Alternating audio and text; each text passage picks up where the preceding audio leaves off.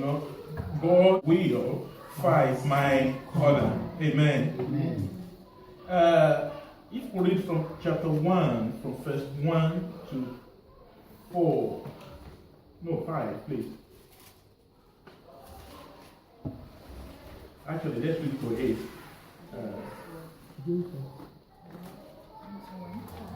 2 to 8, please. James 1. 2 to 8. My brethren, count it all joy when you fall into various trials, knowing that the testing of your faith produces patience. But let patience have its perfect work, that you may be perfect and complete, lacking nothing. If any of you lacks wisdom, let him ask of God, who gives to all liberally and without reproach, and it will be given to him. Verse 6. But let him act in faith, with no doubting. For he who doubts is like a wave of the sea, driven and tossed by the wind. For let not that man... Background. And when you become a Christian, you know how they taunt you, isn't it? It might not be, they say, oh, they automatically they call you, what they call you? Pastor. Or in Nigeria, they got a name, they call them SU. Or they call them SU.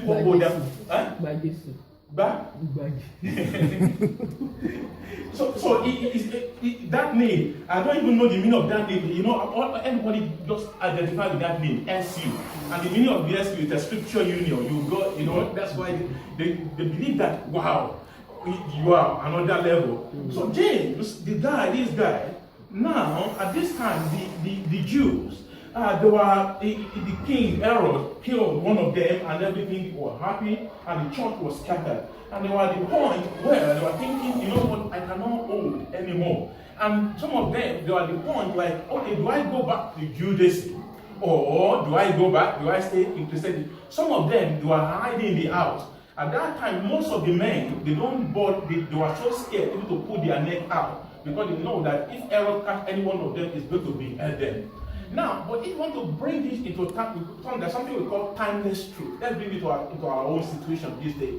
There are a lot of trials. Here, James says, when you fall into different divers of trials and temptation.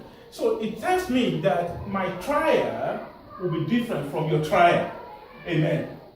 So it tells me there are things that you will face that will be different from mine.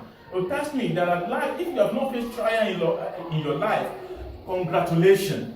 But I want to tell you that sooner or later, one way or the other, you are going to face something, whether at work, whether career, whether with family, that will check you and say, wow. And let me tell you something again now. Go and check. There's nowhere, forget about the men we see in our pulpit today. All the men of God that in the Bible, every one of them, they go a place where there was a trial. Sometimes the people that become your trial will be your family. You don't know what I say now. Your child can be your trial. Your husband could be your trial. Your friend that you rely so much can be the trial. So your boss that they laugh with you today, you are the best staff I've ever got. Then the following day, it can be your trial. So whether you like it or not, and if you've not faced trial, that means you are not going to the up. Because every man that's going to go to top is going to face a trial. Go and check every reformist, people that are bring new things out, they always go arrows at their back because they're going to face trial. Jesus faced trials. The disciples faced trials. So James now is not bringing reality to us. Because when we become a Christian, there are a lot of things that you think, you know what, I like to enjoy. Who doesn't like to enjoy life? I don't pray for trial. Excuse me, I don't pray for trial. I don't pray. In fact, when you look the Lord's Prayer, what did he say? Our Father, who art in heaven, hallowed be thy name. Thy kingdom come. Thy will be done as it is in heaven. Lead us not. Maybe not temptation. So what he was saying is, I don't want to go into temptation. But here, James was saying again, is there any contradiction? Whether you like it or not, there will be a trial. And trial of my faith. But when it's going to come, you see, some people, they might hide from trial and say, you know what, I don't want to face this. But what you are doing is, actually you are taking either, you are going to, nothing is going to happen. But I want to say this morning, James says, count it joy, brethren, when you face every kind of what? Of trial. And that's the point that I got problem with. I don't want trial, but again, if the trial comes, how do I count it as a joy? So what God was saying is, you know what? Now I want to put you something. When you see these people that read, all people that wrote in epistles, all of them they are Hebrews, but they wrote in Greek. But every time they wrote a Bible, they have a Hebrew mindset. Now, the word trial there, it comes from the Hebrew word called manasseh, which just means to melt. Something to melt. So that's the word that comes in. It melts you. Now, no matter how strong you are in this room, there are times in life, I'm not saying now, there are things that will come that will melt you. Isn't it? That you think, why? And that's the question of what? Why? Why am I passing through this thing? And at that time, and that is when you know your friends. I want to say these things this morning. When you face true trials, that is when you know who truly are beside you. Because when you face trials, it's very easy to condemn people. It is easy to judge people. When you lose someone, you know people say, maybe you've committed sin. Maybe you've done something. That's why things are not happening in your life. I look Paul, the same Paul that wrote the book in Philippians, when he said, rejoice, rejoice, then he said, I foresee to see you again. Do you know, let me tell you a story, do you know good news? Do you know Paul that wrote the same Bible in the prison that said, I foresee to see you again? Paul never made it outside. The history tells us that Nero beheaded him and splashed him. Amen. But he got that desire. But there are times you got a desire, but it's not the will of God for your life. So, do you understand what I'm saying now? There will be trials of your faith, trials that will come, and that, you know, when I'm passing through situation of my life, I don't want you to judge me. I don't want you to. What I need, if you have a discernment of spirit, what I need is an encouragement. Amen. What I need is an encouragement. It's not time for you to be looking for how I got into trial. Even if it is self-inflicted trials, all I need is what? Encouragement. That's something that will lift me up. You know, that say, you know what, brother, you can pass through this thing, don't worry. You can hold on. And that's the essence of the church. That's the essence of the church. But it's so sad today that when you hear a news today, something happened. Oh, the Christians are so quick to rejoice over the fall of somebody, another brother. That's what it does, like, wow. Maybe the reason why things are not working for him now is because he got a skeleton in his cupboard. But I want to tell you, whatever you judge other person off, look it very well. You will find yourself in it one day. You know, one of the preachers, I forgot his name in America. I don't know what I did. This guy, he was judging another preacher. He said, oh, how could this man, a man of God, sleep with another woman? Is it still what? Jimmy Swaggart. Jimmy Swaggart, yeah. Now, do you know the following, what happened to him? He was caught as well, sleeping with prostitutes. Let me tell you something. When people are passing trials, when they are passing situations, you don't know them. The only person who knows them is God. So your job is to do what? To encourage them. Your job is to lift them up. Oh, you hear God? Oh, wow. Yeah. Why is that? So James is telling me here, these guys, the people here, they are Christians. They are not infidels. They are not people, and it's crazy. We got this message, gospel, another gospel today. That's when you go to our churches. Oh wow! When you come to the Lord, every problem is disappear. Yeah. You know, jump on your pulpit. You hallelujah.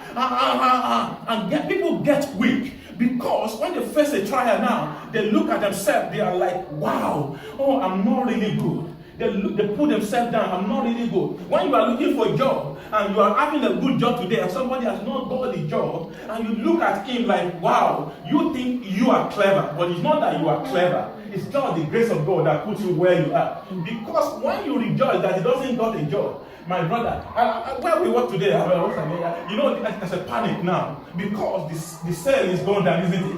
And the people, everything. I'm almost 2 weeks now. People doesn't speak to me. They start speaking to me now.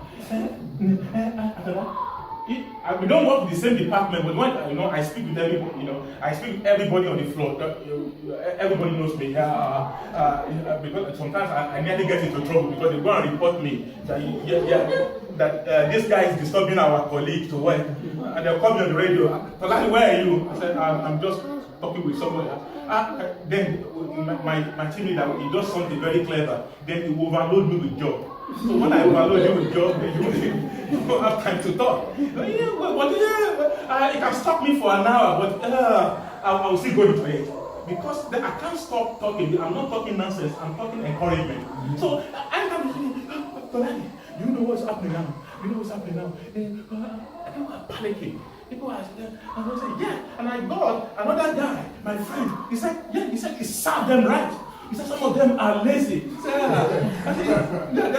you know the person, I'm not going to talk. He said, they are lazy. They are lazy. Yeah, they should get rid of them. They are giving them money. They don't work. And I asked him, I said, what guarantee you that you are going to keep this same job you are having for the next 3 years? So when people are facing trial, it's not the time to rejoice, my brother. It's time to do what?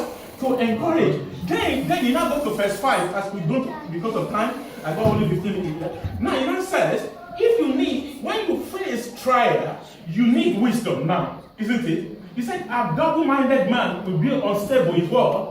In all his ways. Because when you are in trials, the word double-minded there, in a big report is, now you start to lean onto one side or to the other side. Because when things are not working for me, I can easily lean to the other side where I start looking the surroundings. Now, I start looking at things that surround me. That, okay, why?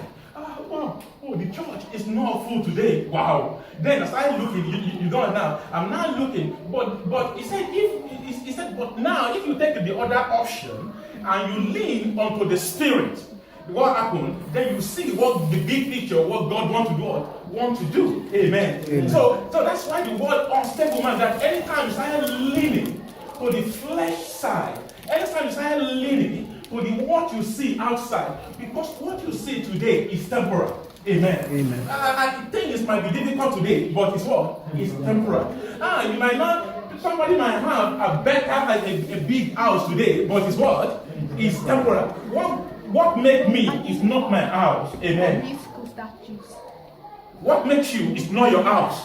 What makes you is not your car. What makes you is not your job. What makes me is this what? My relationship with who? With God. That whatever happens today, I knew that it just what? Are temporal. There will be time that also I will pass through that thing. But what happens is when you pass through that situation, what happens is you become a strong man. Then you, like what we were saying this morning, when Maggie was saying, why Moses was called?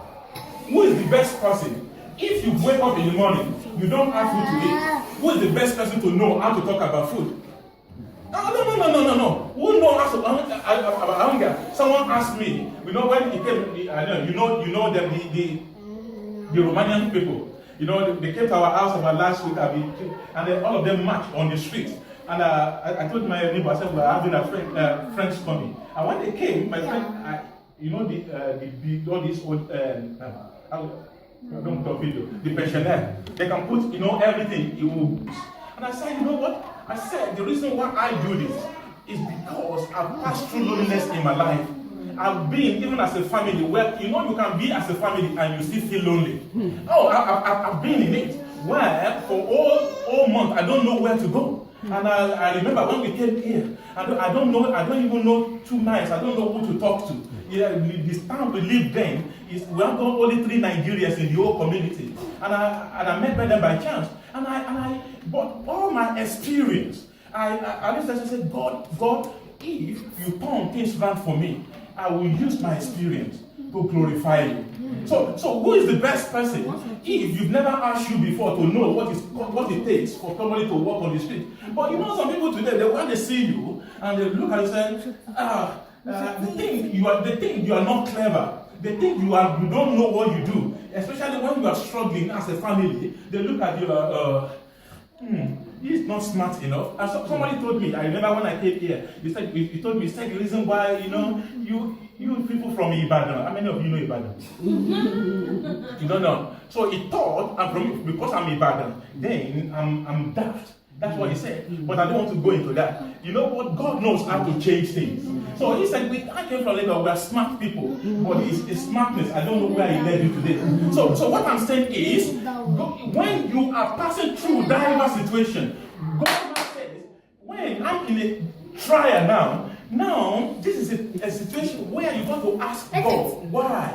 It's not about why now. It's the wisdom to deal with that situation. Amen. So, because, when you're passing through, when you have financial problem, you need the wisdom to do what? To deal with that problem. And that is what James says. He said, every diverse situation you face is not for you to run away. Because sometimes, there are trials that you cannot run away from. No, there are things I can leave my team leader. You won't watch this video, I know, unless you go by this. There are people that you can run away from. You see them again in the next 12 hours. But there are trials that they are your face every day and morning, isn't it? If you decide to run away on every trials, then there will be problem. Because if it's your child, will you run away and say, we've seen many kids that left their kids, isn't it? But it's possible. But what I'm saying is, in every situation you face, in every trial you face, all I need is God, give me wisdom to handle this situation. Lord, all I need is what? Wisdom. Lord, if I'm facing a trial now, God give me a wisdom. If a guy is a troublesome to you, all you need is what? A wisdom. If a lady is a troublesome for you, all you need is what? A wisdom. There are people, you got to rub their ego. You know what I mean? You got to somebody saying, you got to rub their ego. I got people like that, not many people like that. I got one person like that. All he needs is, I said, before when we started, I was going into the mode of my right. This is my right.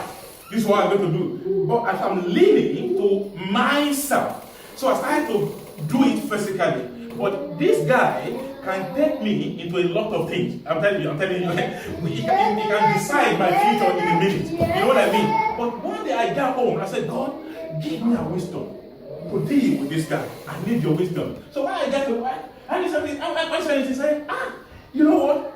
Every time I see you, you are just the best person I've ever seen. Then he will do like this.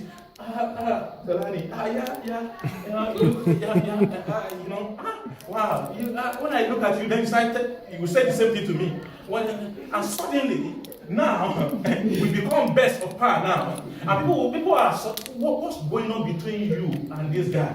There must be something. A few months ago, you are, what's the friction? I say, but I won't tell anybody. They won't understand. All I ask for, God, give me wisdom to do what? To deal with this situation. So in every situation you find yourself, all you need is what? Wisdom. That's what James is saying. Because trials sometimes is some trials, and by the time you start going through what he said it will prepare you. You have endurance. Your endurance will lead to perseverance. Your perseverance will lead for and the patience, everything. Then you become what God was. God has decided you to be. I need wisdom. If there's a prayer that I'm going to pray this morning, as we go home this morning, is that God, I need wisdom. I don't know your trial this morning, and I don't know what it's very common to say, I don't know what you are passing through. Every one of us, whether not now, there are times you pass through things that you think, I've gone to the crossroad. And at that junction, I'm going to end this morning. There's always crossroad. There's a school down in YWAM, you call it Crossroad DTS. Crossroad DTS is meant for people from 25 years above. They don't allow young, it's meant for people that go to life, and try asking questions. Why? And when people come, I have opportunity of involved into schools like that. And you will see that what goes in the mind, try things that face people. But I want to say this morning, God wants us to move to an realm where you can add a comfortability and rely on God. That when I'm facing trial, when I'm facing difficult situation, do I go and lean onto myself, or do I go and lean on God to ask for wisdom in what I'm facing through? Even as a parent, I want to advise us this morning, when there's a decision that will make our parent, maybe the father wants the kids to go to private school. Maybe the wife says, no, you got to go to comprehensive school. Little thing become a big thing. But in everything in life, and become a trial. And I've seen things, little things that have separate people. Because, no, you can't talk to me in this way. Hold on. Then your psychology and your disposition comes in. Hold on. You are working, alright? You got your right, I got my right. So you can't tell me what I'm supposed to know. Then you go away to the psychology of people. But God wants us to know when we face situation as a parent. There are things we need to make at our kids. I face it in my life as well. Me and she will say, she would think, oh no, that is okay. And I say, okay, hold on. And we'll go over it. It can take us 2 weeks, but we will come to a conclusion. And that is what we call wisdom. And where do I get wisdom? I got the wisdom.